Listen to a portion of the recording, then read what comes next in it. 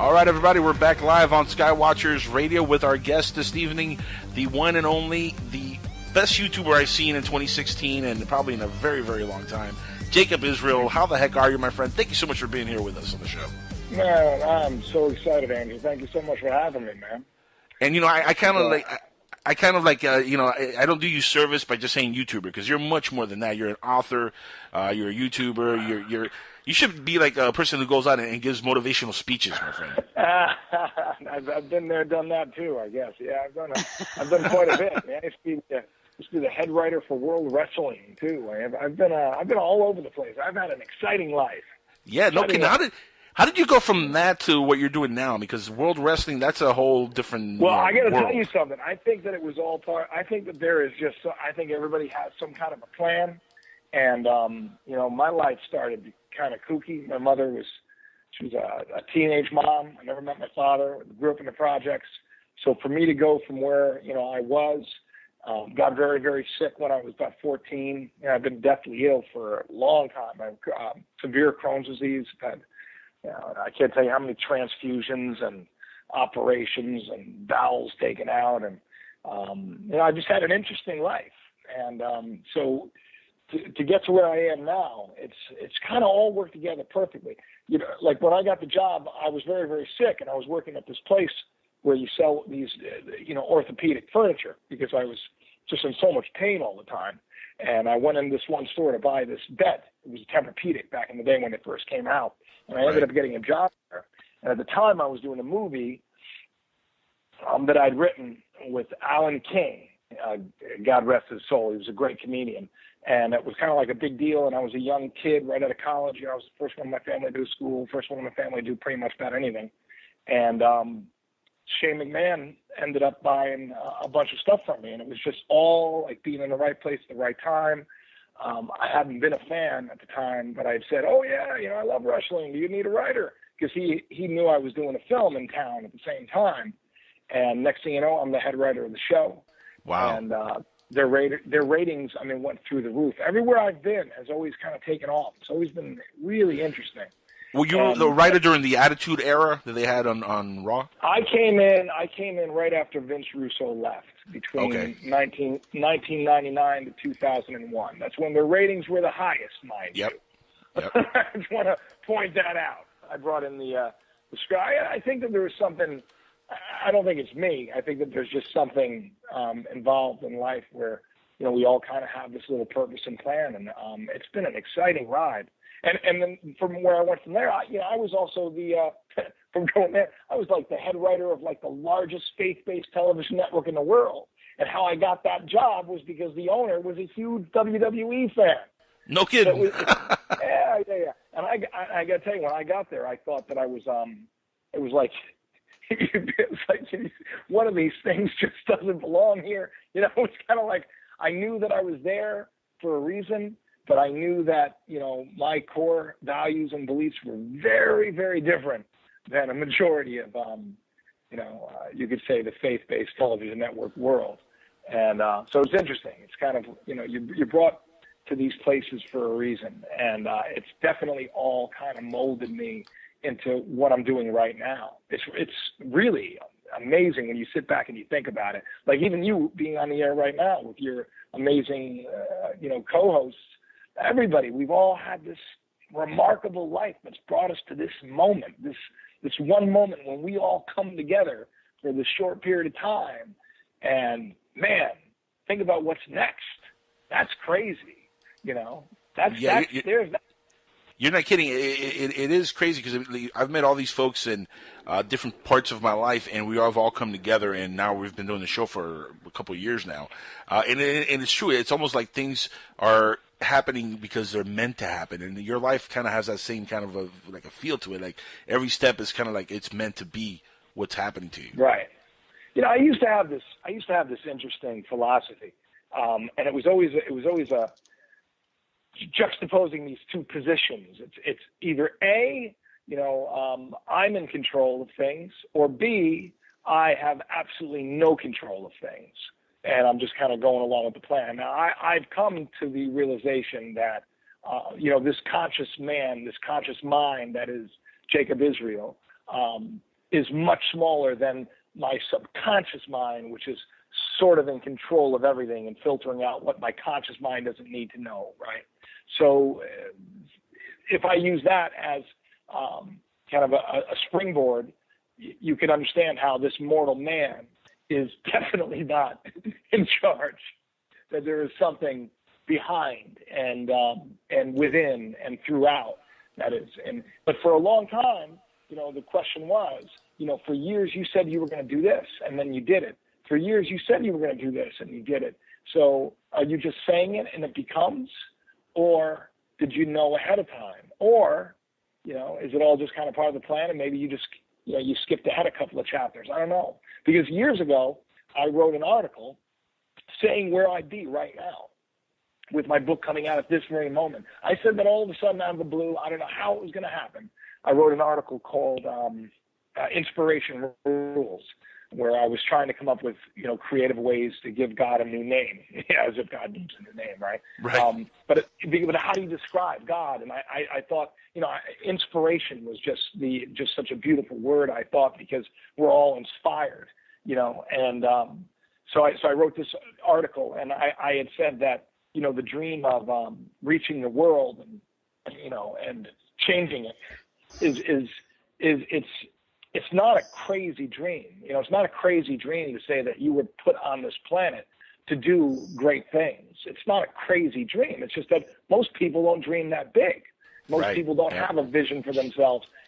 So if I had said to you, the reason I'm on the show is because I'm on this path, and wait till everybody knows who I am, because, there's something that I must do. I don't really know what that is, but I'm just along for the ride, and I know it's coming. Now is that an insane thing to say? Well, somebody who says they want to be a doctor, and I'm going to med school, and I'm gonna, it's a grander vision of who I desire to be, and I believe that great passage that God gives you the desires of your heart, what you desire to be, is there for a reason, and that's why you shouldn't take that name in vain. You shouldn't take this desire, this idea of what you're going to be, and you shouldn't waste it. The word, taking God's name in vain doesn't mean saying, God damn it. It means that you're taking the nature of love, and you're taking the nature of creation, and you don't take it for nothing. Vanity is nothing. So you don't take it for nothing. You don't take it upon yourself, and then you don't, utilize it. You utilize it. You become one with it. And so my life has kind of been about becoming one with whatever that creative force is. That creative force that is within us all. I don't know what happened. Did I lose you all of a sudden? No. You're fine. You're fine. The other one of the co-hosts here is having a little issue, but don't worry about him. Jacob, I love everything you just said. I just want you to know that I just had to chime in there. That was beautiful. Absolutely beautiful. Oh, thank you. Thank you. I'm still looking at the Mucinex Fast Max nighttime cold and flu and trying to figure out where they. I'm talking and I'm looking like, where are the directions? I have the little cup in my hand. I'm like, do I take 2 teaspoons or is it 1 tea? I think it's 2, but you never know with these things, and I don't want to. I have a little bit of a cold. So anyway, take it for somebody who's almost OD'd on Mucinex in the last couple of weeks on NyQuil. It's great stuff. I saw the picture of you when you were doing the. I was looking through your photos. You were really sick, huh? Oh, you have no idea, man. I was in the hospital for a couple of days, and man, what scared me. And here's the crazy thing. And let's talk about coincidences for a second. My mother passed away in March of this year of cancer, and she had pneumonia as she passed away. Her pneumonia is what really killed her. The cancer gave her pneumonia, and that made her pass away. When I got sick, at first I didn't think it was going to be anything. I thought it was going to be just a cold.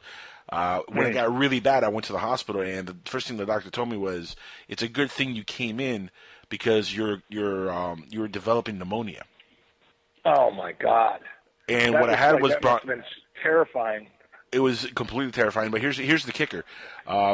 And I haven't really talked about this much on the air, but when I went to the doctor, I have bronchitis is really what I have, but it was developing into pneumonia, and I had a dream the night before with my mother, in the dream that she was telling me go get checked, And that's all she was. That's all she would say. She wasn't saying anything else.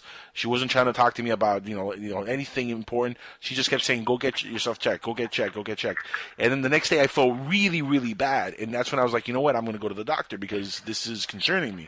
And I went into the doctor, and sure enough, it could have been pneumonia. It could have been that bad. So I don't know if maybe that's her sending me a message from the other side. Maybe it's just my own subconscious. But I don't think anything happens just by luck or by chance. I think things No, man. The universe is funny that way. The universe is funny that way. Yep. Yeah.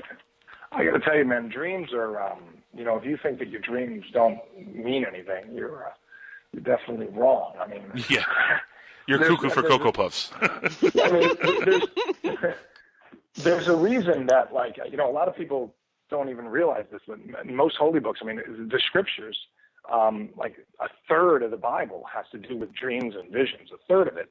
And we spend a third of our life asleep.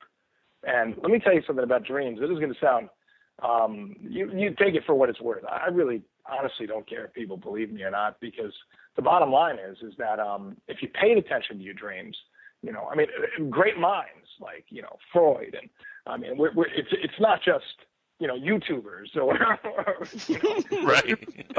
or radio shows. It's great minds have, how many kings had astrologers and interpreters that would interpret their dreams? And my dreams have, I custody of my children. I've had so many different dreams that have led me into places that I would have never gone had I not had the dreams and had I not paid attention to them. So when these things strike you, like when you had that dream and it motivated you, it was there because you probably weren't paying attention to the other sides. And sometimes if you don't pay attention to the other sides, you got to get a wake-up call, and you'll get that, And that's the crazy thing, speaking of dreams, that's how my YouTube channel went viral all of a sudden. What? And that's... Tell the story. Yeah. No, I mean, this is, you got to understand something. I produced Donald Trump at the Taj Mahal many years ago. I did a show called it was Thunderbox, and I was the head writer and the producer of the show. And we did an event at the Taj Mahal. I've written and produced Ashton Kutcher, Samuel L. Jackson. I mean, I've written for celebrities. I've hung out with Kid Rock. Now, none of these people would remember me because I've walked in and out of their lives as someone who is not, famous, someone who is not important, someone who believes that I should live a life of service to others. And it was just interesting how I've been brought into these people's lives to see how that other side lives. And, what's weird about all this is, I left it all, which was really kind of a strange thing because I was so unhappy where I was working last. And I said, you know what, now I've learned everything that I needed to learn. Now it's time for me to basically give it away for free, because everybody sells something. And so I started, for years. So I wrote this novel called The Calling. And I know that The Calling, I knew for many, many years that it was going to be a bestseller, and it is a bestseller. It just hasn't arrived yet. It's one of those. Well, I'll tell you what. I just bought a copy on Amazon. I will be reading it, and I will be having you back on the show so we can talk about it as I go through the whole book. Yeah, you're going to love it, man. But once again, it was like it was if it wasn't for a dream, because I just I had this idea and I was kind of inspired and I just knew that somehow, somewhere, all of a sudden things would connect. So for the last 4 years, what I've been doing is I've been just writing a ton of essays. I have a website. It's a free website. I have like 300 essays I've written over the years. It's called jacobisrael.com. And the irony is when I first published my The Calling, it was years ago, and it wasn't wildly successful at all. I mean, it did well, sold out of its first print, but it wasn't wildly successful. And the reason it wasn't was because I was meant to start sharing all these like crazy essays that I had been written. I've been writing on the side and keeping in this, folder and keeping to myself. I didn't even know why I was writing them. Over the years, I just write these like, very free thinking, just kind of sit down, a stream of consciousness, and just you get it out there. And things just start to come together. Like, I always saw things in Scripture a different way. And I'll give you an example. I know I'm kind of all over the place, but believe me, it'll make sense. If you know anything about Scripture, there are, that the first man in the Bible, his name was Adam. Well, Adam in Hebrew means mankind as a whole. Okay, so we don't take one literal man, but we take all of mankind, and we look at that one man as his first state, right? He was formed in the dust of the earth. I'm sorry. I got to interrupt. And I speak fluent Hebrew, and I study the Scripture in my time in yeshiva. You're gonna say ruddy. You're gonna say ruddy, right? Red. No, I'm gonna say that Adam or Adam does not stand for entire humanity in mankind. Man. No, it does not. I don't know where you get that translation from. Can you explain where? Strong's Concordance. I'll pull it up right now. Strong's Concordance, though, deviates from the actual Scripture, and it's not a transliteration. Unfortunately, you lose some definition in the Middle Ages, and it's an interpretation based on the New King James Bible, not the original Hebrew Scripture. Okay, so let's just call him the first man, shall we? Okay, the first man. Man. Let's just go with the first man. Okay, the first man. Right? Which is a plural word. Really? For mankind. Yeah. Let us make man. Let us, plural, make man in our image. Where plural. Does it say man. Us? I don't know where you're getting where it's a monotheistic Bible. I'm sorry, it's monotheistic. There's no us in there. It's not more than one person of God there. Okay, I'm gonna switch to something else right now, because right now what you're doing is you're bringing a whole lot of religion into this where it doesn't need to be. Now, I'm going to ask you a question. Who killed Jesus? Who killed Jesus? The Romans. Who wanted Jesus to be put to death? Who demanded his death? The money misers in. No, not the money misers. You're somebody who's very, very, very educated, right? In Scripture, who wanted Jesus dead? According to the Scriptures. The Jews. Well, wait a minute. You can't say Jews as a whole. No, I'm not saying Jews. I'm asking you. You corrected me, right? So I'm asking it was the Sanhedrin. Okay, the Sanhedrin. Okay, and who were they? They knew everything there was to know about the Torah, right? No, they were the judges of both civil and religious matters. It was the Pharisees and the Sadducees. Bottom line, Pharisees, Sadducees. Bottom line, the religious leaders of the day. Okay. No, they were also the secular leaders of the day as well too. Okay, great, that too. But my point, if you'd follow me, the religious leaders of the day, the religious leaders that, when you look at them, they went around and they knew everything. They were so smart. They were correcting everybody, right? Because they had to have it right. Hold on. But you gotta understand, the Sanhedrin were not the high priests of the temple. Two totally different. Oh my goodness gracious, brother! Stay on point, bro. Alan, let him make his point. Hold on, Alan. Let him make his point. You're trying to show me how intellectual you are. I think you're. No, I'm not. No. Do me a favor. Listen, you are, and you're taking it in a whole other direction where it doesn't need to go. Just like when you stopped me before. When I was making an excellent point. Now, if you had listened, you would have learned something, and you would have been like, wow. But no, you wanted to show me how smart you are, and that's fine, brother. That's fine. Sorry. I'm going to ask you. No, listen. I want you to work with me here. Okay. Right. Don't let your intellectual mind get in the way of this. Would you agree with me that it was a symbol of the religious elite that said, Jesus, this guy has it wrong. We need him dead. Would you agree with me? Because pretty much everybody else, in the faith would. Was it the religious-minded? Yes or no? Was it the Pharisees and the Sadducees? Was it the people that said they knew the law better than anyone? They knew the law of the land. Oh, my God. Brother, please, just answer the question. The answer is yes. It was the religious. They said, let's put Jesus to death, okay? They said, let's put Jesus to death. Now, there's a point I'm making. That's why it's like, don't waste the time with the minutia. All right? The religious kills Jesus, right? Work with me. Mm-hmm. Now, I'm taking it. I think that you are. I don't know you from Adam. Are you a Christian? No. Okay. Are you a Jew? Probably. He is. Yes or no? Okay. He is Jewish. Okay. My answer to that is I was raised Jewish. At this point in my life. So you're not even somebody that. Okay. So you're not even. Do you know the story that I'm talking about right now? Yes, I do. Are you fluent with it? Okay, good. What did Jesus call himself? He called himself 3 things. I'll give you the first one. The way. Right. Go on. I thought you were like a scholar, man. Come on. This is so simple. What did he call himself? The way? He's the way. Go on. What the else? Light. The light. No. Okay. You're close. You're close, though. Okay, I'll just tell you. I thought you knew it. I didn't thought you knew this stuff. Okay, Jesus called himself the way, the truth, and the life. Okay? Now let's take the man out of the equation. Let's take the man Jesus out of the equation.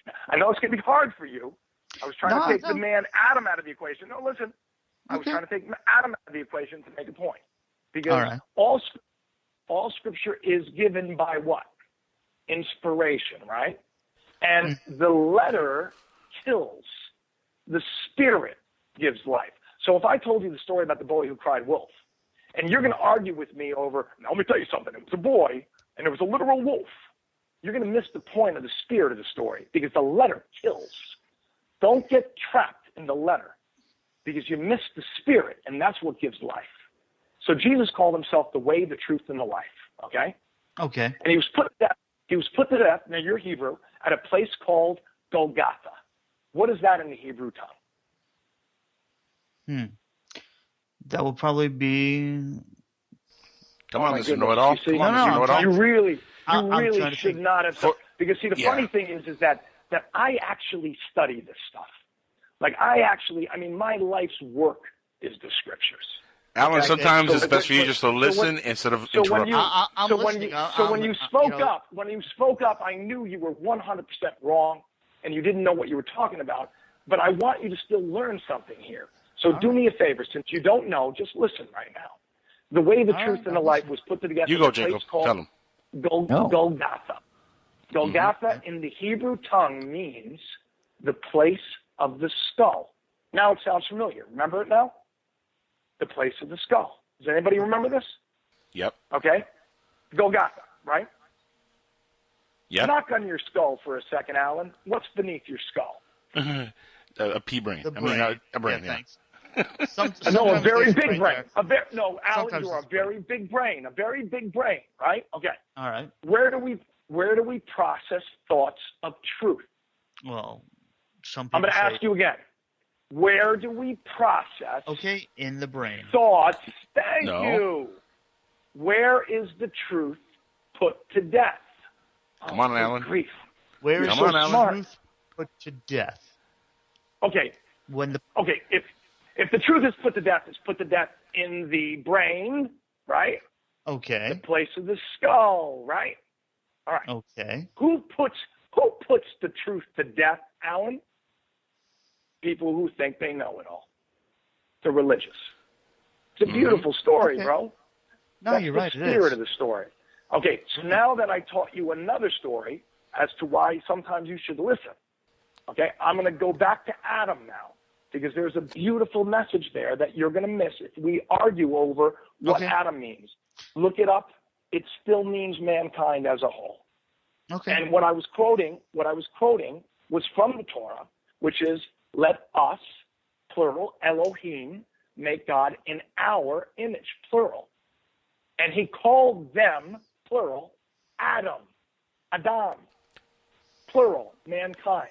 Now, by the way, I'm Googling this, and he's actually 100% right, Alan. I know I'm 100% right, man. Right. I know I'm not going to argue. But listen. Can't argue with Google.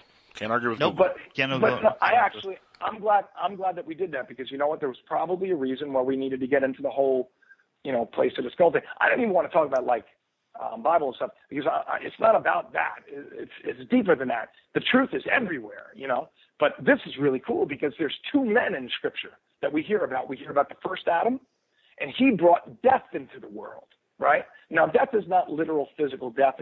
It's ignorance. It's the carnal mind, okay?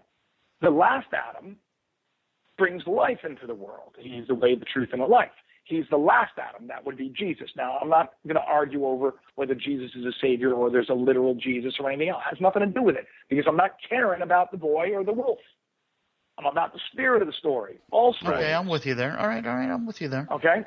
So the first man, Adam, mankind as a whole, he's formed with the dust of the earth. Now, if you use that word dust and you search that through the Scriptures, you find out that dust is equal to dead flesh. Lies.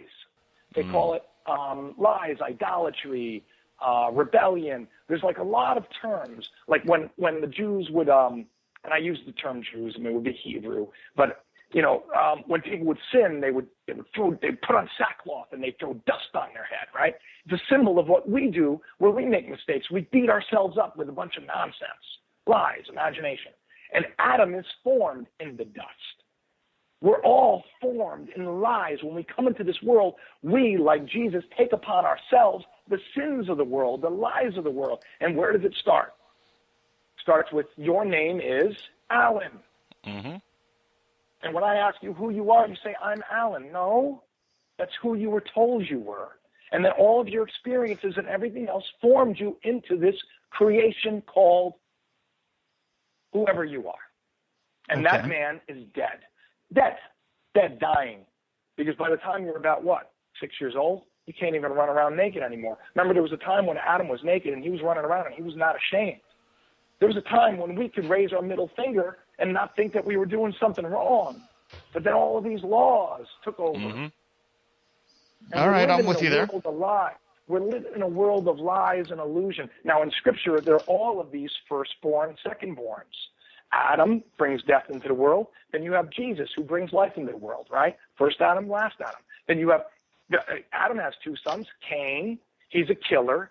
And then you have Abel, he's a shepherd, just like Jesus is a shepherd. Abraham has two sons. There's Esau, he's a killer, a hunter.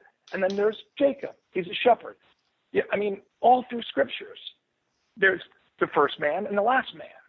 And I'm about finding and revealing the last man. It's not the angel that is in the world from the past. It's not the Alan that, is who he was and thinks he is. It's the Alan that is yet to come. Mm. It's the manifestation. It's the second coming, if you will. Okay. In Scripture, everyone's waiting for the Savior, right? You got right. People are everybody's waiting for a Savior. Everybody's waiting for the return, right? As if that, salvation has ever really left. And what are we even saved from? What are we saved from? Now, here's the interesting thing. It says the truth will set you free. Well, what does the truth set us free from? Think about that. It's like right in your face, but no one's ever really asked that question. A lie. We're saved from the lies we believe. And my God, we are just bombarded with lies. Every time we turn on the TV, every time we talk to somebody, every time, no matter what we do, we're bombarded by lies. Mm-hmm. It's true. It's true. And we need the truth, man. We need the truth. We need to be set free from it, See, and that's what I like about your videos, though, Jacon. Not to cut you off, but a lot of the stuff that I saw in your videos, I easily connected to because it's stuff that I've not only have done some research on and know to be fact, know to be truth, but stuff that I've been in my own way theorizing for a long time. Right. Like the stuff with CERN, for example, the video you made about the Mandela effect with CERN. My biggest man, fear when this thing. Mind. The biggest fear I had when they were working on this thing was that this could not only create a black hole and suck us all into nothingness, but it could open up portals to other dimensions and bring in, all kinds of change and different things, maybe fallen angels, maybe aliens, who the heck knows, but it could really do some major damage. And the Mandela effect, Did they see some weird aural effect above the CERN the other week? Yeah, there was some great photo, right? Some really cool photo. Yeah. But was it special effects or did it really happen? Who even knows? See, that's Who knows? the thing, yeah. right? Who even knows? That's what I think. And I got to tell you something. You know, I was asked a question about these dreams, and you know, we're supposed to talk about that, and I don't even know I went on this little bunny trail. How this all happened was do you know anything about Nibiru? Have any of you ever delved into Nibiru? In fact, we're going to get into that also with the other video you made about Eris being Nibiru, which is something I definitely want to. Yeah, I mean that was the first video, Jacob. That's the first video that I saw of you that I was like, my God, he's saying what I was saying at the moment I heard about Eris. Because let me tell you something. You know, we've been doing the show for years now, and the moment they said that they discovered this planet past Pluto, and they called it Eris, and the orbit that it was on, I was like, that's Nibiru. That's what we've been looking for the last 30 years. That's it right there. Nobody else has said it. You want to hear something? You want to talk about getting some goosebumps on your arms? You guys ready? I mean, and this is all like legit, 100% happened to me. And you know, I have 4 beautiful children. On my children's lives, this is exactly how everything went down. Now, like I said before, I believe in dreams, and I believe that we all are destined, and we're all purposed and predestined.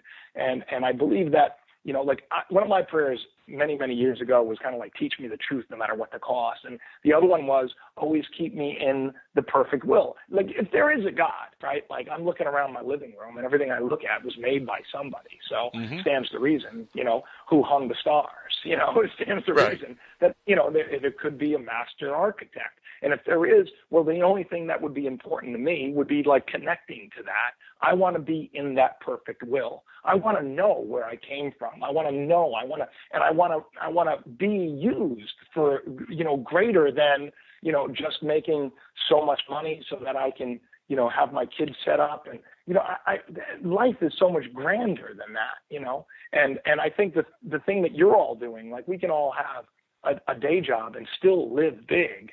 You know, we have to dream. We have to be inspired. And so I've been sharing all of this stuff. Like, you know, you saw me get into a little thing with Alan, and I'm very passionate about the scriptures. But what I'm sharing on YouTube, that wasn't what you found with me. You didn't find that about me.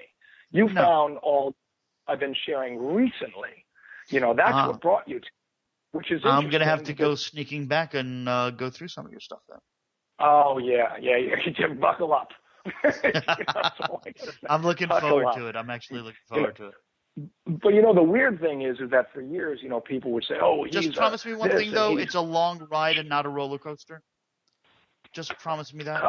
Yeah. I mean, I don't know. I don't know what answer you want me to give you. So I'll just, you know, just use your imagination. You know, it's like, I don't know where the ride ends, you know, but I'll tell you one thing. I'm enjoying it. I'm enjoying it as it comes. I'm a dramatic person. You know, I went to school on scholarship for acting years ago. So it was the only way I could get to school because I had no money. But anyway, so this is what happened, right? I had said like I said before, I wrote and I told many, many people that one day everybody would start to know who Jacob Israel is. That's a pen name, by the way. You know, there's a reason for that too, because Jacob Israel is, according to, well, if you know the Torah, and you've studied the Old Testament, you know that Israel is God's son. Israel, you know, which is interesting because people always say that Jesus is the only son of God. Well, not really, because he has a lot of sons. And Jacob Israel is like kind of the perfect picture of a transformed man. You have the first Jacob, and then you have the last Israel, you know, Jacob Israel. And so it's kind of like I'm every man because we are all the same. And, well, I mean, my name is also Jacob, you know, and, you know, it also works that way. Out of coincidence. Yeah, exactly. I just felt my whole life that my last name, because I never knew my biological father. And, you know, I just always believed that I was Israel. So I always say, when people ask me, is that your name? I said, well, yeah, God-given. Because I'm inspired to take it, right? And a man is who they say that they are. You know, whatever a person believes becomes. Our perception is reality, and now if you Google, you know, those two names, you'll find me. You know, so you tell me, is that who I am? What really is my last name given to me by somebody else? Is that more me than the name that I believe God gave me? So that's the thing, is that what we believe becomes reality. And I knew long ago, I didn't know how it was going to happen, but that all of a sudden, because for years, like I said, I wrote for celebrities. I've been there. I have the highest ranking show on cable TV. When I left the WWE, it was the WWF then, by the way, they've lost half of their audience. They have not gotten half of their audience back in like 15 years. There's a reason for that. Wow. And I believe that it has to do with faith. I have this faith that there is more, and I want to know what that is, and I want to express it because it's of the utmost importance. And I know that spirit, whatever that is, that highest degree of enlightenment is love ultimately, and that's what I want. I want to operate in that. So when I said that one day it would happen, I didn't know how it was going to happen. It would happen. I said just a lot of people would start to find me. And I wrote about it. I documented it. And in my novel, when you read my novel, even listen to the trailer, I wrote this book years ago, long before it became a bestseller, which it hasn't yet, but it's going to be. I said, the book of Thomas Jane, my book, is not some work of fiction, as some will say. It is a fiery truth cast into a sea of deception mankind calls life. That's what my novel is. When you read my novel, you're going to read this fantastic story. You're going to be like, oh, man, this thing is a page-turner. But you don't know what's being worked on within you because guess what? There's a spirit to the story. And that's what I was inspired to write, and that's what I was inspired to share. And when you get to the end of that story, you find out that lead character may not just be a kid named Thomas James. It may be someone named Angel. You know what I mean? Yeah. It's kind of like the everyman, because we're all one. So this is where the dream comes in, and this is weird because this is crazy. So out of the blue, a colleague of mine came up to me one day. This is months ago, and he hands me this paper. And this guy's this foul mouth, he does a lot of drugs, and he's just, he's a very funny, interesting character study, and he's very talented.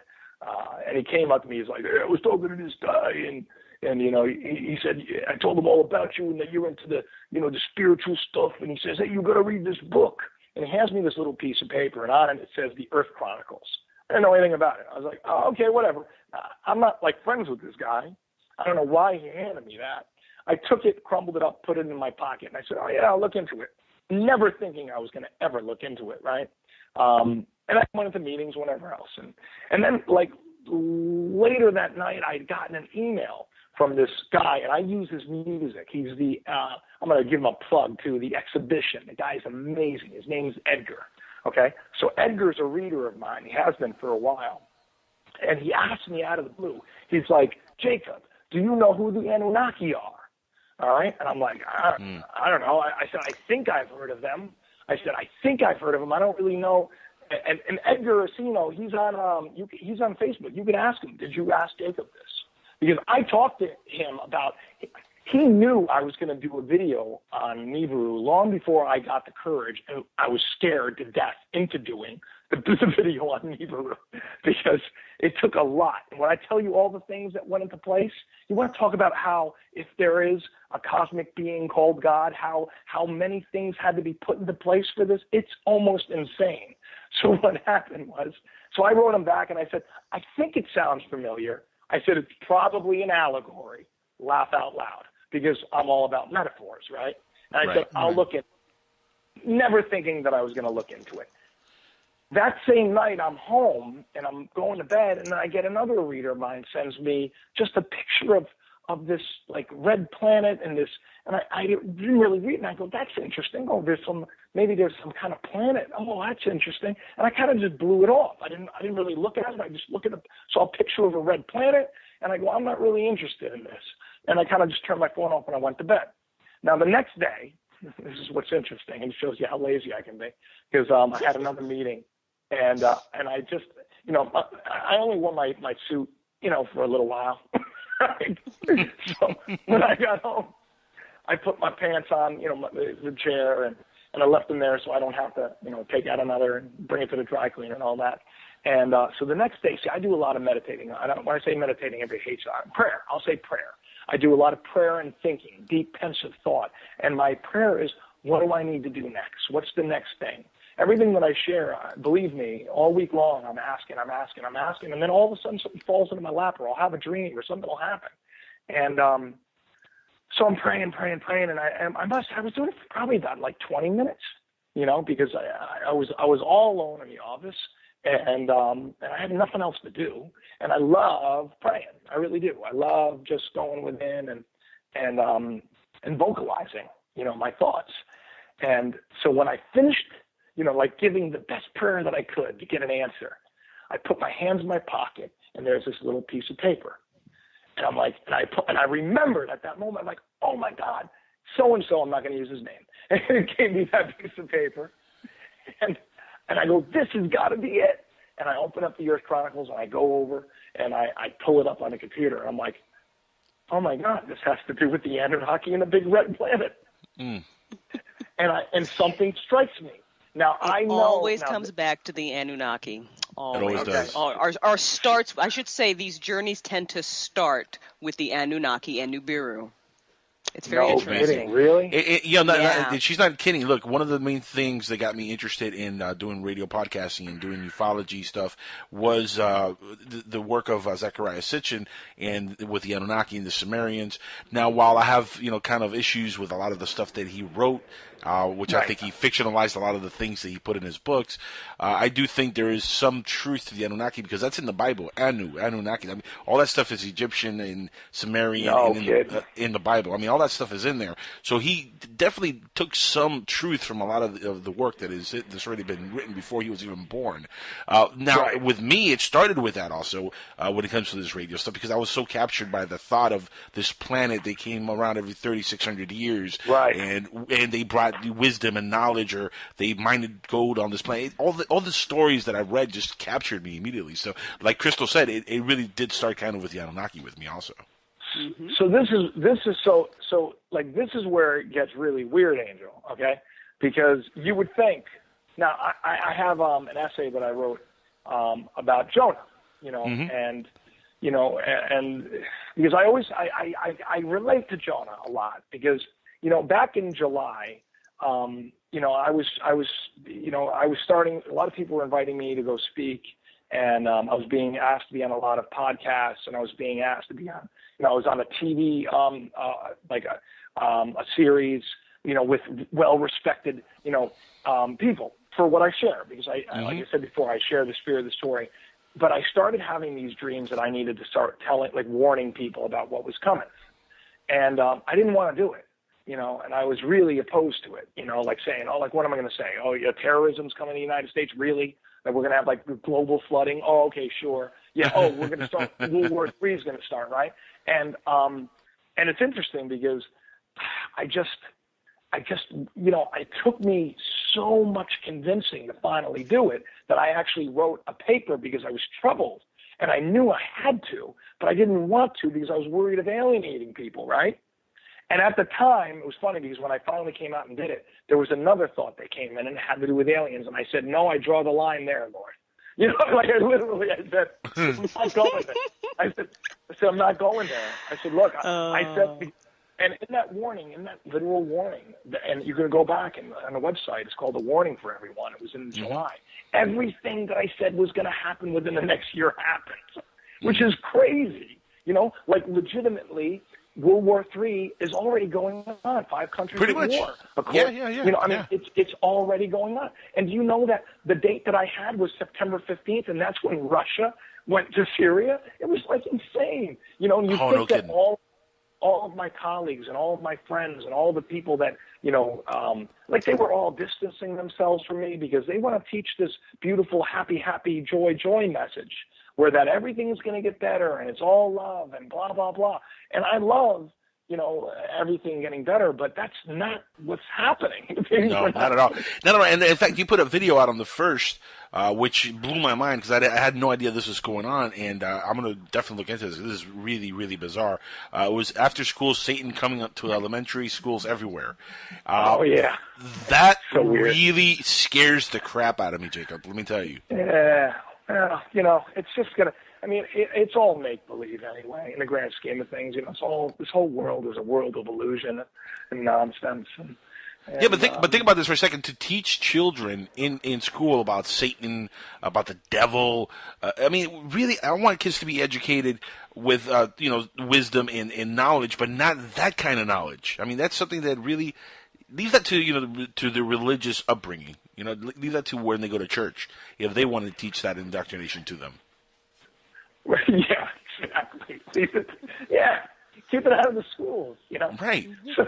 So getting back to what I was saying about Nibiru, because it sounds like, oh, that was some crazy coincidence, Jacob, right? No, that wasn't the crazy coincidence, because like I said before, I'm like Jonah. I'm not going to go. I'm like, no, I'm sorry, I got a book coming out in June. I'm not going to go start telling people, there's some aliens and there's a planet coming towards them. Not going to do it. Sorry, I don't even believe. I don't even believe in that stuff. And that was like Jonah. Jonah's like, I'm not going to Nineveh. I'm not telling them that you're going to, I'm not going to tell them that bad things are going to happen, And the irony is, the moral of the story is Jonah did it, and bad things didn't happen. And that's when it started messing with my head. I'm like, so you're telling me that, like, what if we have the power to stop things, by just being obedient? There's all these stories Scripture about of these men that stood up and said, look, if there's this great story where Abraham is talking to God, and he's like, if there's like 25 righteous, will you spare it? And he's like, yes, I'll do it at 25. He's like, how about 10? He's like, yes, I'll do it at 10.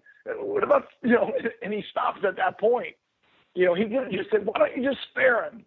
And God probably would have been like, okay, because there was one righteous man, that was Abraham. So that was kind of the moral story. But Jonah, he told everybody, they all repented, and then he was angry because destruction never came. And that's an interesting lesson, because is it okay to go out there and tell everybody, hey, Nibiru's coming, and then it doesn't come? You know what I mean? Yeah, that's what happened to Sitchin for years. So I wasn't going to tell a soul about this, but this is where things start weird. I start telling my beautiful wife, Danielle, who I love more than anything. She's my best buddy. I tell her everything, and she's always a good gauge for me, because she's not into this stuff. She'll listen to me, but I'll talk to her. She falls asleep, like literally falls asleep. And it was just we were watching something on my phone, and she was falling asleep. I go, what are you doing? I'm not even talking. It was like,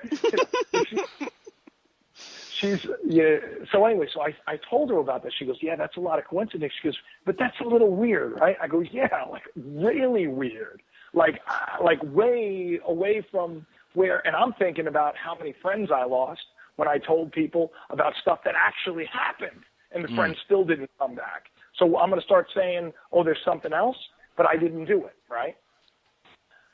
So I tell her, I say, well, look, if you have a dream about like some aliens or something, you tell me, I'll do the video, right? That's a good way to put it. Yeah. True story. So I wake up, and I had the dream. And in the dream, it was weird. There was like this craft over my head, and Homeland Security was in the road, and the FBI, and I pull up, and then this like silver thing just kind of takes off, and they look at me, and I say, hey, don't worry, it's just a drone. They're not here yet. And then some guy is like laughing in the dream, and I look over, and it's this guy. His name's David Daly. He's an older guy. He's like a theologian. He writes beautiful essays, and we became friends on Facebook. We're not like good friends. We don't know each other very, very well, but he's just a die-hard scripture guy, And so the fact that this random guy from Facebook, I have like 5,000 Facebook friends, but I know him, vaguely, now I know him well because of this dream. Like, what is he doing in my dream? And like I told you before, I know dreams are important, so I pay attention to these things. So I immediately got on Facebook. I said, hey, David, this is going to sound weird, but I had a dream about you. Can we talk? And he's like, yeah, okay, what's the dream about, right? And I'm like, well, it's about aliens. And then he wrote me back, yeah, maybe we should. Here's my number, right? Now, in the dream, he was laughing hysterically. So I call him up, and he's this older guy. And I tell him about the dream, and he starts laughing hysterically, like the dream. And he goes, Jacob, I don't tell anybody about this because nobody will believe it, and only the people that the Lord opened their eyes will understand. And he starts telling me about guess who? The Anunnaki and Nibiru. Oh, now that's not no. We haven't even gone into hair raising on your arm yet. You think that's something? Wait till the next thing I tell you. So I get off the phone with him. I'm like, "Are you effing kidding me?" I said, in synchronicity fun. Yeah, I no said, kidding. You gotta be no, but you see, you have to understand. Like, I knew he knew. Mm-hmm. I just didn't want him to know because I didn't want to do the video. Right. You get me? So I get off the phone with him. Tell me, did I do the video? No, I didn't do the video yet. Because I was like, well, Lord, this is what I did. I said, that's a coincidence. Maybe he said something. And then, like, the back of my head, I'm like, but he said he never tells anybody. He's never written about it because everybody would think he was crazy. He doesn't even tell his friends and family about this stuff. I said, you know what? I'm going to need more, Lord. I said, I'll do it.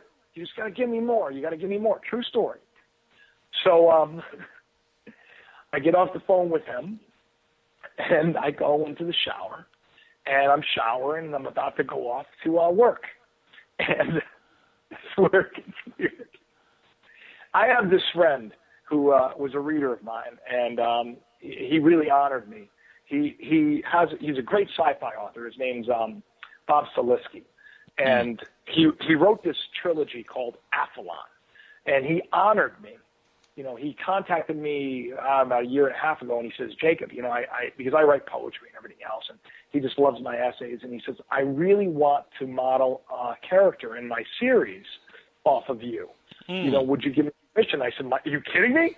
I said, you're going to make me immortal in a sci-fi series? He named the character Noah Israel, and the first edition of my book was called Voice in the Dead Woods. And in his book, Noah Israel is the voice in the dead woods. And it's modeled after me, okay? He wrote that and sent me a copy, and I'd gotten a copy in the mail. Now, he's on his third episode right now. I think the second one was just released. So I had the copy. He gave it to me, but I never read it. I started reading a little bit about it, and I thought it was kind of cool, and I didn't really get into like I'm not a great reader, I didn't really know what it was about. But then, like, as I'm showering, I'm going, holy shit, I think it's about aliens. Like, I said, I think there's some kind of an alien tie-in here. And I said, oh, Lord, if this has anything to do with the Anunnaki and Nibiru, I'll do the video. This is a true story. You can look up you can look up Athlon. You can look it up online. You can ask Bob, because I called him up. And I said, hey, Bob, let me ask you a question. Your book, and I didn't get through it. It's awesome, whatever, and so forth. But it has to do with this, like, alien invasion. What did you kind of base that on?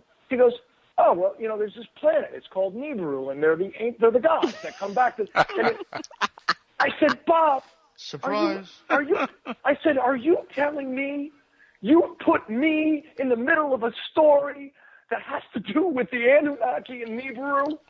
Like, my essence is in a sci-fi trilogy that is directly linked to Nibiru and the Anunnaki, of which I knew nothing about a week ago. He's like, wow. Well, yeah, pretty much. Tell me, did I do the video? Scary. That is scary. Of course you did the video. You did. No, I didn't. No, he still didn't. No, he's fighting. Well, he did the Eris video, but yeah. No. I didn't do any of the videos yet. At this point in time, I had about 500 YouTube subscribers. At this point in time, I had about 500 YouTube subscribers. You asked for another sign, didn't you? I didn't. You were like one more, You just got one. No. I didn't ask. I said. I kind of pretended like I sort of forgot. Like I tried to trick myself out of it, right? Like I legitimately did. And I said, if I really have to do it, I'll do it, Lord. And I just kind of like went about my day and just kind of like let it go. And we were going away on vacation, and I kind of just let it slip my mind subconsciously. or on purpose. Until I subconsciously got, on purpose. until I got to Florida, and my first night there, I had the worst dream I've ever had in my entire life. And it wasn't even a dream. It was the most realistic thing I'd ever been a part of. It was absolutely horrifying. It was like the worst feeling I've ever had. And basically, in the dream, I was standing outside of this hospital, and my son was in the hospital. And I'd never been to the hospital before, right? And I look out, and I'm outside, I'm like at the entrance of the hospital. And I look outside, and I see like this big planet. And at that moment in the dream, I say, oh no, true story. I say, oh Lord, I'm so sorry. I'll do the video now. True story. I said that in the dream. So I grab my phone in the dream, and I'm trying to upload a YouTube video. But every time I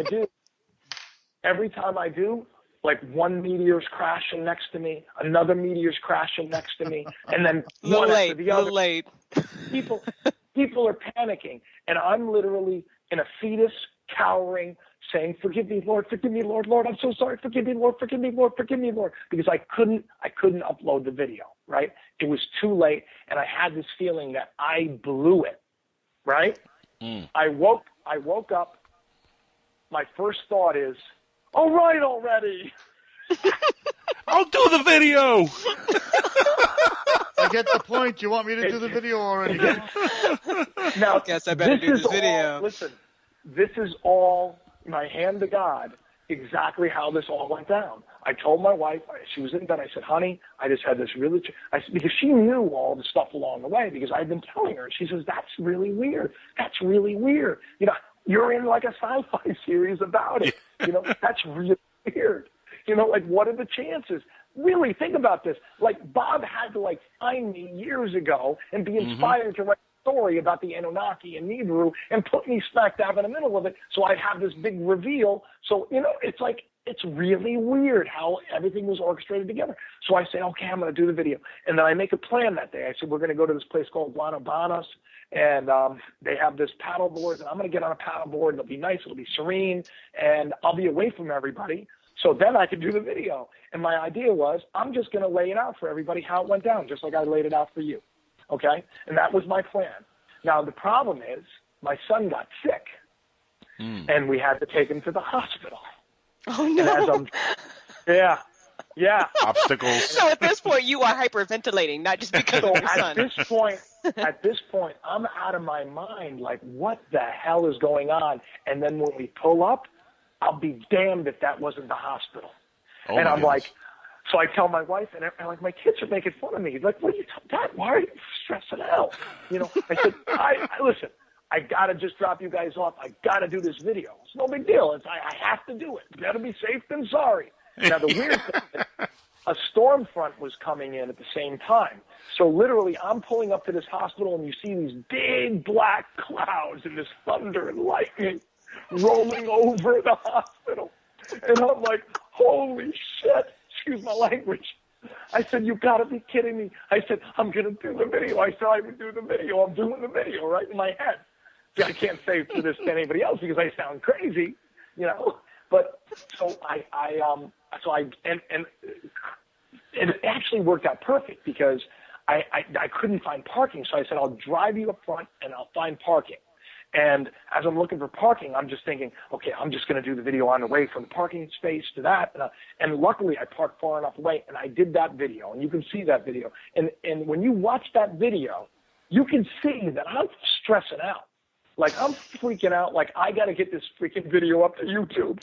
Because if I don't get this up to YouTube, meteors we're all dead. And I uploaded the video, and the next one went viral. Wow. I have 22,000 subscribers as of today. Wow. Nice. Now you tell me, and it all had to do with that video. Mm-hmm. The video I didn't want to do. Look at all the things that had to come into place to all of a sudden. If it wasn't for all those things, you and I wouldn't be talking. So you tell me. Remember I said there's two things. It's either A, I'm in charge, or there's something else that's in charge. Yep. there's something in charge. There's something else in charge, you know, and that something else is like, I mean, talk about like orchestrating a perfect plan. I mean, like all the chips had to come together, and that's happened in your life. That's happened in happened in my life more than one time.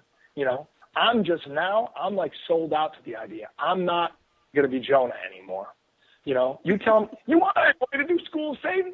Yeah, why not? Throw that at me.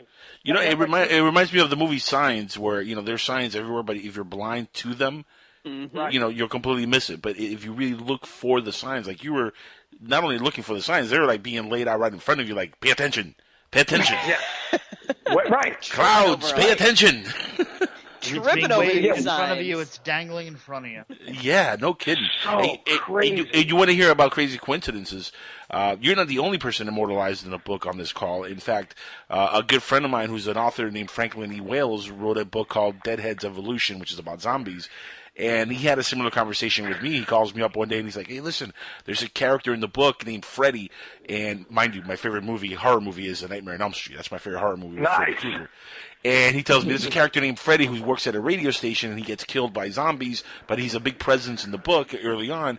And I was thinking about naming him after you if it's okay, and I'll use your name for the show and this and that. And literally, I'm immortalized in this book as that character, Angel Espino. Cool.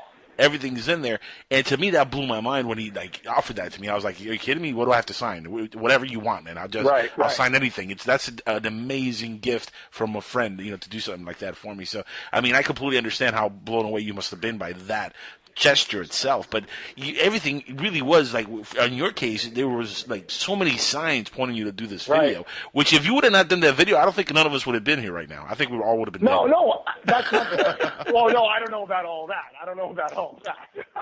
You know, like, I think Wormwood, man, it would have brought Wormwood to Earth, we would have been dead. That's all I'm saying. Right. You know, it's funny because it's funny, like, the thought that came to mind was that, you know, and now here's what's weird is we're doing construction at a house right now.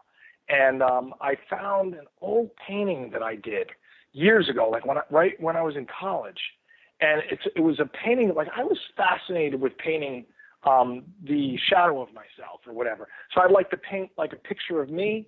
And over the years, it was always like in the form of an angel or, you know, but in this, I don't know why. I just kind of like would kind of get creative, and I just like painting. And I never ever painted I could never get the face right. So it was always like this faceless, you know, whatever. But this painting, I forgot about it. I forgot I even did it. And I love this painting because I actually hung it. Like I said, I was the head writer for like this huge faith-based television network, this huge one, which, by the way, I pulled one of those, like, you know, the prophet goes to the king and says, hey, man, you're messing up. Let me show you how you're messing up. I did that. And I told them that if they didn't change their ways, that, like, everything was going to kind of come stumbling out. And that's exactly what happened. You know, it's just a shame how messed up religion is today. And people are just so lost, you know, and it really is so sad how self-interested everybody is that runs things. You know, it's never about the people they're meant to serve. You know, the greatest king is one who will not be served, you know, but serves. You know, that's a king. That's a king. Washing people's feet. That's the king. You know, not the one saying, come over here, you know, let me introduce you to my armor bearer. You know, I mean, come on. So anyway, I'm sidetracking. So this painting. So she goes, oh, that's that Jesus painting. I go, no, honey. And I go, what are we talking about? What Jesus painting? She goes, you know, the one that you used to have in the office. And I grab it and I look at it, and then I remember the painting. And I go, no, that's a picture of me. She goes, you with a halo and like stigmata. I said, well, you know, but here's the weird thing. I remember that day I was trying to paint a sun, but I had no yellow. I painted it red. And it was really weird. Okay? It was really weird because there was this gigantic red planet right behind me. And I took that painting and I threw it out immediately. Jacob, do you know that some of the lore with Nibiru is that it's orbiting a red sun? No kidding. Are you serious? I'm dead serious. Yeah. Like NASA has said for years mind. that. Yeah, no, check this out. NASA has said for the last 30 years that most stars are binary stars, and they're theorizing, and they're pretty convinced at this point that our sun has a twin sun, which is outside the binary system. Right. Right, it's outside the Oort cloud, right past Eris, where it would be the dwarf sun, right? And it's Eris huge, would be right? circling the dwarf sun, which is a red star, Right. and it goes all the way around our sun and back to its sun, and it's kind of circulating both suns. And it is a red dwarf. You know what I thought to myself? I thought, wouldn't it be interesting if this whole lore was true, and that they really needed the gold? I mean, what is like the most precious metal ever, and how many people have been digging for how many thousands? Mm-hmm. You know, I mean, the gold. It's the gold plausible. Gold is a superconductor, and I mean the theory is that they use it for their atmosphere to give it power while they're outside of their sun's reach, so they can have an atmosphere that could be livable. That and diamonds. Right. I mean, how smart though? How smart, right? Mm-hmm. Like let's take it for a second that this is a legit deal, right? Mm-hmm. Like how smart would that be to like brainwash everybody into thinking this is the most precious metal on the planet? Right. You know, you all, right? And then for how many thousands of years have people been mining for gold, and how much gold has been collected? Like, the work's been done. Like, Right. you didn't even have Absolutely. stand over you. Exactly. It's been done. Work has been done. All they And gotta do is it's come and collect it. continuous to be done. All they got to do, like you said, is come and collect the gold. Come and collect the gold. And they're Come coming and get around your again, stuff and and they're gonna roll collect back again. out. And roll back out. Yeah. That's Well, it. that's the bizarre. big moon debate there. It's about them going to the moon and it's a good deal.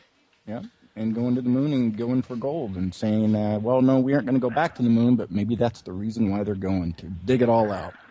Speaking of the moon, do you think there's a lot of talk about the moon being a hollow moon and some kind of like a stationary spaceship that was placed there by the Anunnaki? Do you think there's any truth to that whatsoever? I don't know. I really. That's a tough one, right? Yeah, I mean, I always thought it was the moon, because that's what once again. But listen, once again, that's the story we're told. So who knows? Right. Because when you do look at it, I looked at a large picture of it. It's funny you said that because there was just, I don't know what it was. I was watching something. It was on TV and they showed this picture of the moon. And I thought, wow, that looks really almost like a Death Star. Like tonight. Yep. That happened. Mm-hmm. Like tonight. Like there was this, because it has these and I go, that almost looks like the Death Star. And I thought that was really, really weird. And I was thinking, where did those striations come from? And blah, blah, blah. And it was just a passing thought. It's interesting you just brought that up. Yeah. Because that was like I was watching something just a little while ago. And it was like this really big. But once again, who knows? And it's like, a couple of people have asked me to look into the flat Earth thing. Yes. And it's like, I don't, I said, I have a lot on my plate already. Look how long it took me to get the paper. So it's funny you mentioned the flat Earth because we've brought that up on the show here a couple times. And when I was off the air for a while with dealing with my mother's issues, they had a flat earther that came on. And it pissed me off. It pissed me off because I wanted to be on the show so bad and talk about this because so many people are talking about this now, and it's funny it's doing this return to consciousness because the flat Earth theory was not a theory, hundreds and hundreds of years ago. That was the law. That's what they believed in. And now it's a theory because we've changed our mindset. When Galileo had no way of proving the Earth was round, he just theorized the Earth was round, and then he just took that and made that law. And now, of course, NASA says, the Earth is definitely round. We see images of the Earth being round. But yet, Neil deGrasse Tyson, not long ago, said that the Earth is more of a pear shape. More like a pear. What's the real size? What's the real shape of the Earth? Is it flat? Is it pear? Is it round? What the heck is going on? We really don't know. We have no clue what even reality is, and that's really the most baffling part of this thing. The thing that's really been messing with me is it's so funny. I was just talking to Danielle about this. I said it's just so interesting the direction that my life is now taken. All this stuff always fascinated me, but it's interesting. It's interesting because, the Mandela effect is something that is just really bugging me out, bugging me out. And I'll tell you, I don't say a lot of things because I'll just say, I talk to a lot of people, and I test them. Like, I have a lot of pictures in my phone, and I ask them ahead of time. Like, I was talking to you earlier about this, Angel, is the Coca-Cola logo. Picture the Coca-Cola logo. And I said, you see Coca, what's in between? A lot of people say a little wavy line. I say, exactly. That's the way I remember it, too. And then I show them that there's not been a wavy line ever. That the only line that was in between Coca and Cola was like an 18-something. Like after 1900, it's always been this little, like, I call it a dot. I don't know what the thing is, but it's like Coca, and there's like a little square dot up top between Coca and Cola. Right. I'm telling you something. This is they spend billions of dollars so that people know what a logo looks like. And I have talked, I can't tell you how many people, and every single person, when I point it out, they go, oh, they must have changed the logo. I said, no, that's the way it's been like that for a long time, yeah. So now you tell me what the heck is going on. Now, it's not just that. You want to hear weirder? This is weirder, because this is what I was just talking about. I was outside, I was looking at the Big Dipper, and because I wrote an essay on, I did a video actually on Arcturus in the Boots constellation, because it was staring at me. And there's another big, the sky just looks different to me. I am a big stargazer, and it just looks weirder to me, and everything looks brighter and closer, and just freaks me out a little bit. And every night, through the summer, the Big Dipper is like right outside of my patio, and I was staring at it, and I was thinking, like, I wish there was a constellation chart so I could see because I'm thinking all these little things have changed. Like, let's see if the constellations are about right, like, I don't know why. And then I was watching this video, and all of a sudden, out of nowhere, a constellation chart with the Big Dipper came up. I was like, that's really weird. And it like showed you where the North Star is in relation to the Big Dipper. That's besides the point. I'm not even going to get into what I discovered, because I'm not an astronomer. I'll leave that to. I just like provoking questions. Mm-hmm.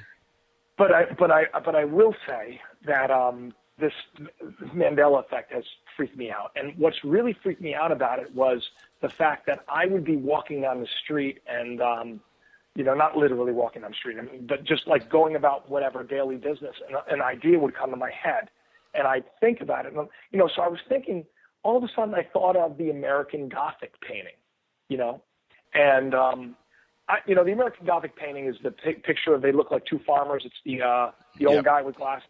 He's a pitchfork, and his wife's next to him, right?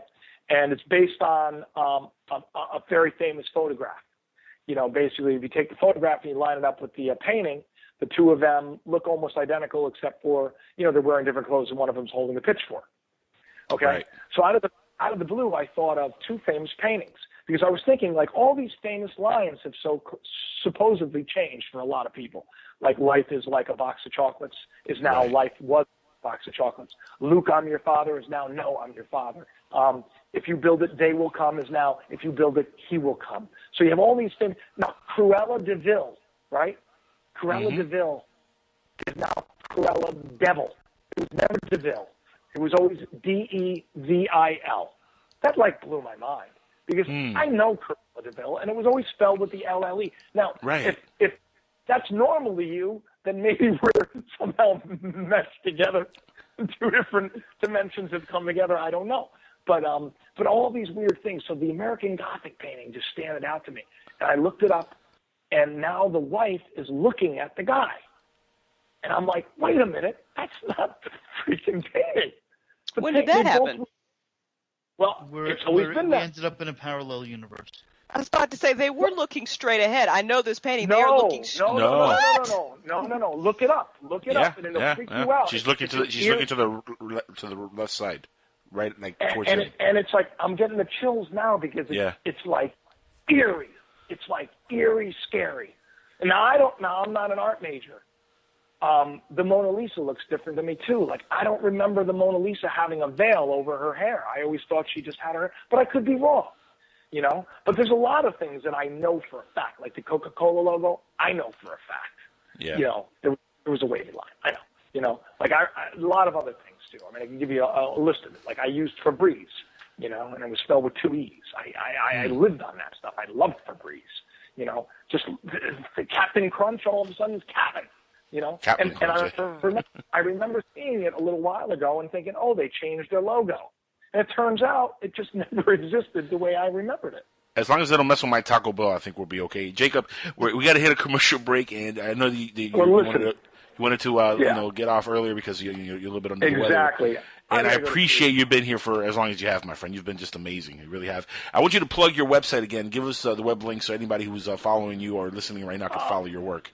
Oh, yeah. Well, I'd love you guys to look me up on YouTube. It's Jacob Israel. Please do subscribe. And the website's jacobisrael.com. That's JACOBISRAEL.com.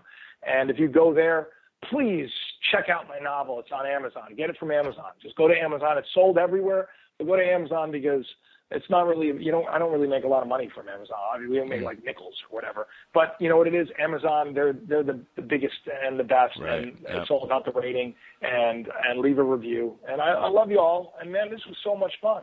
I'm just so grateful. I apologize about the other guy over here early on, but I'm sorry. No, not at all. Listen, man. It was actually a great way to start. Because it gave me a chance to show you that I do know what I'm talking about when it comes to some things. Like I'm not going to debate with any when it comes to Hebrew and Sumerian, legends, right? But because religion, biblical stuff. Biblical stuff I know, I mean, scriptures I know, and I know myth pretty well, and but I tell you, Eris, like all these things were brought to me, like they just, I don't know, it's like it wasn't like I didn't even know Eris until all of a sudden I thought of it, and I was like, what the hell is this? Like a lot of these things, I have these weird dreams, and I wake up and I Google it, and I'm like when I was talking about Arcturus. I had a dream, and I woke up, and I'm like, what the heck am I looking this up for? And then it brings you, I call them breadcrumbs. Like we're all given these beautiful spiritual breadcrumbs. Follow them. Follow the signs. Time to wake up. We got to wake up. Wiser. Crazy. Hey, I love you all. Thank you so much. And Jacob, thank you. Thank you for being on here. We're going to talk to you again soon on Future Theater with Bill and Nancy Burns. You're going to be on there pretty soon also. And, so looking forward to it. That's going to be awesome. They're jonesing. Love you too, man. You're awesome. Jacob Israel, everybody.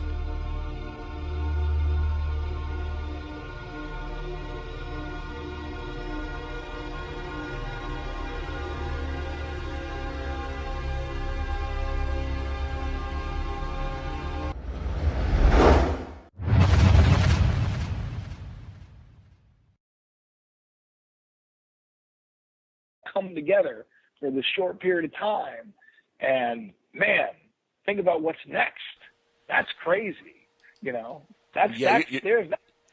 not kidding. It is crazy because I've met all these folks in different parts of my life, and we have all come together. And now we've been doing the show for a couple of years now, and it's true. It's almost like things are happening because they're meant to happen, and your life kind of has that same kind of a feel to it. Like every step is kind of like it's meant to be what's happening to you. Right.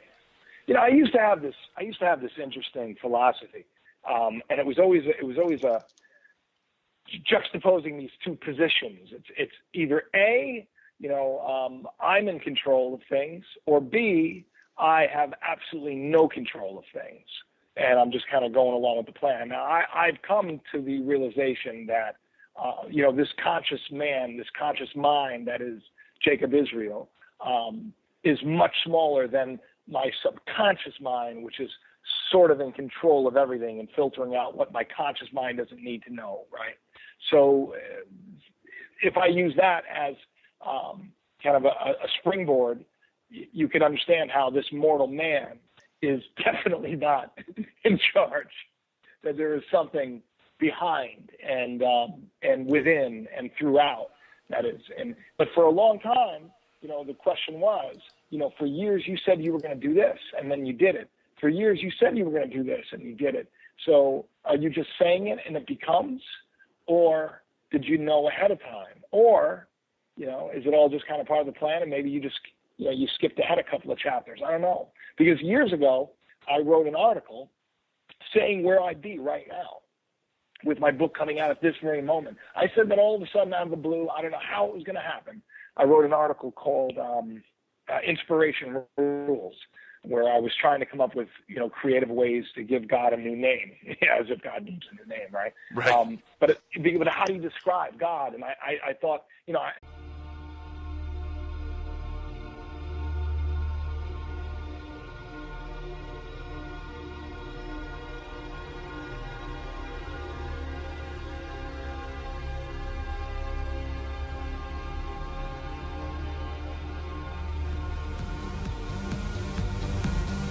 All right, everybody, we're back live on Skywatchers Radio with our guest this evening, the one and only, the best YouTuber I've seen in 2016 and probably in a very, very long time, Jacob Israel. How the heck are you, my friend? Thank you so much for being here with us on the show.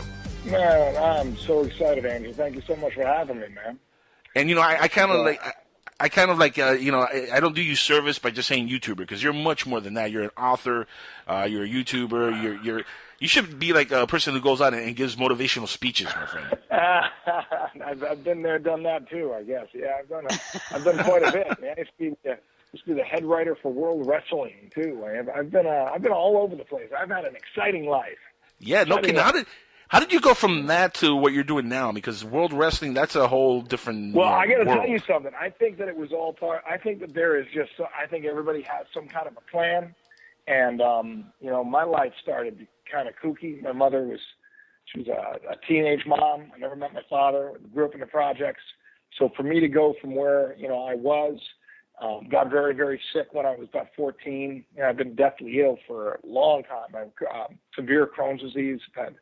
I can't tell you how many transfusions and operations and bowels taken out, and I just had an interesting life. And so to get to where I am now, it's kind of all worked together perfectly. Like when I got the job, I was very, very sick, and I was working at this place where you sell these orthopedic furniture, because I was just in so much pain all the time. And I went in this one store to buy this bed. It was a Tempur-Pedic back in the day when it first came out. And I ended up getting a job there.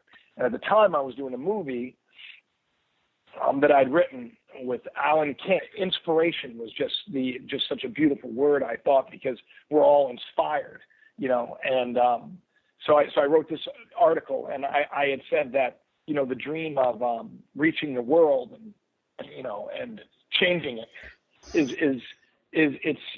it's not a crazy dream. It's not a crazy dream to say that you were put on this planet to do great things. It's not a crazy dream. It's just that most people don't dream that big. Most people don't have a vision for themselves.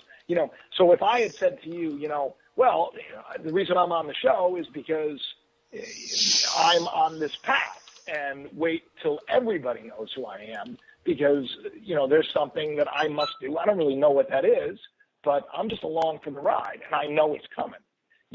Now is that an insane thing to say? Well, somebody who says they want to be a doctor, and I'm going to med school, and I'm gonna, it's a grander vision of who I desire to be, and I believe that great passage that God gives you the desires of your heart, what you desire to be, is there for a reason, and that's why you shouldn't take that name in vain. You shouldn't take this desire, this idea of what you're going to be, and you shouldn't waste it. The word, taking God's name in vain doesn't mean saying, God damn it. It means that you're taking the nature of love, and you're taking the nature of creation, and you don't take it for nothing. Vanity is nothing. So you don't take it for nothing. You don't take it upon yourself, and then you don't, utilize it. You utilize it. You become one with it. And so my life has kind of been about becoming one with whatever that creative force is. That creative force that is within us all. I don't know what happened. Did I lose you all of a sudden? No. You're fine. You're fine. The other one of the co-hosts here is having a little issue, but don't worry about him. Jacob, I love everything you just said. I just want you to know that I just had to chime in there. That was beautiful. Absolutely beautiful. Oh, thank you. Thank you. I'm still looking at the Mucinex Fast Max nighttime cold and flu and trying to figure out where they. I'm talking and I'm looking like, where are the directions? I have the little cup in my hand. I'm like, do I take 2 teaspoons or is it 1 teaspoon? I think it's 2, but you never know with these things, and I don't want to. I have a little bit of a cold. I have a little bit of a cold. So anyway, Take it for somebody who's almost OD'd on Mucinex in the last couple of weeks and on NyQuil. It's great stuff. I saw the picture of you when you were doing the. I was looking through your photos. You were really sick, huh? Oh, you have no idea, man. I was in the hospital for a couple of days, and man, what scared me. And here's the crazy thing. And let's talk about coincidences for a second. My mother passed away on March of this year of cancer, and she had pneumonia as she passed away. Her pneumonia is what really killed her. The cancer gave her pneumonia, and that made her pass away. When I got sick, at first I didn't think it was going to be anything. I thought it was going to be just a cold. When it got really bad, I went to the hospital, and the first thing the doctor told me was, "It's a good thing you came in because you're developing pneumonia." Oh my God! And what I had was been terrifying. It was completely terrifying. But here's the kicker. And I haven't really talked about this much on the air, but when I went to the doctor, I have bronchitis is really what I have, but it was developing into pneumonia, and I had a dream the night before with my mother, in the dream that she was telling me go get checked, and that's all she would say. She wasn't saying anything else. She wasn't trying to talk to me about anything important. She just kept saying go get yourself checked, go get checked. And then the next day I felt really, really bad, and that's when I was like, you know what, I'm going to go to the doctor because this is concerning me. And I went into the doctor, and sure enough, it could have been pneumonia. It could have been that bad. So I don't know if maybe that's her sending me a message from the other side. Maybe it's just my own subconscious. But I don't think anything happens just by luck or by chance. I think things man. The universe is funny that way. The universe is funny that way. Yep. Yeah. I got to tell you, man, dreams are, if you think that your dreams don't mean anything, you're definitely wrong. God rest his soul. He was a great comedian. And it was kind of like a big deal. And I was a young kid right out of college. I was the first one in my family to do school, first one in my family to do pretty much about anything.